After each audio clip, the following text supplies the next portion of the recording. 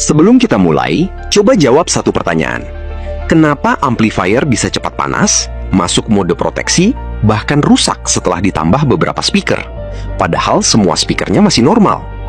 Ternyata penyebabnya sering bukan karena amplifier jelek, melainkan karena total impedansi speaker yang salah.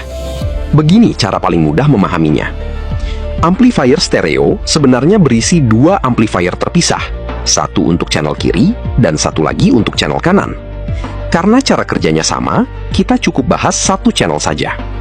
Sebagian besar amplifier dirancang bekerja pada beban antara 4-16 ohm. Jadi, kalau kamu memasang satu speaker 8 ohm, amplifier akan bekerja normal. Speaker 6 ohm juga masih aman. Bahkan satu speaker 4 ohm pun masih sesuai dengan kemampuan kebanyakan amplifier. Masalah mulai muncul ketika satu amplifier diberi lebih dari satu speaker. Misalnya dua speaker 8 ohm disambung secara paralel. Total impedansinya turun menjadi 4 ohm, dan ini masih aman karena masih sesuai batas minimum amplifier. Tetapi kalau dua speaker yang dipasang masing-masing 4 ohm, lalu tetap disambung paralel, total impedansinya menjadi hanya 2 ohm. Disinilah masalah dimulai. Beban yang harus ditanggung amplifier menjadi terlalu berat, sehingga arus yang mengalir meningkat. Akibatnya, amplifier lebih cepat panas, bisa masuk mode proteksi, bahkan berisiko rusak jika dipaksa bekerja terus. Lalu bagaimana solusinya?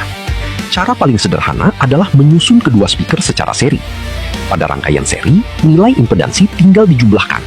Jadi, dua speaker 4 ohm akan menjadi total 8 ohm, sehingga beban kembali aman untuk amplifier.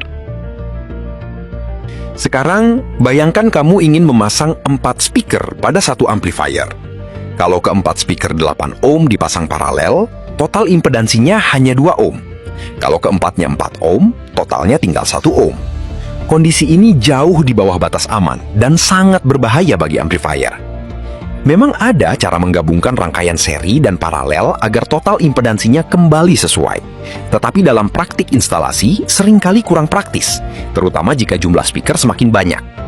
Karena itulah, banyak instalasi menggunakan alat yang disebut speaker selector dengan impedance protection. Speaker selector ini memiliki 3 metode utama. Metode pertama menggunakan kombinasi rangkaian seri dan paralel di dalam alatnya, sehingga kita tidak perlu repot menghitung atau menyusun kabel sendiri. Cara ini paling cocok untuk 2 atau 4 pasang speaker. Metode kedua menggunakan resistor yang dipasang seri dengan speaker.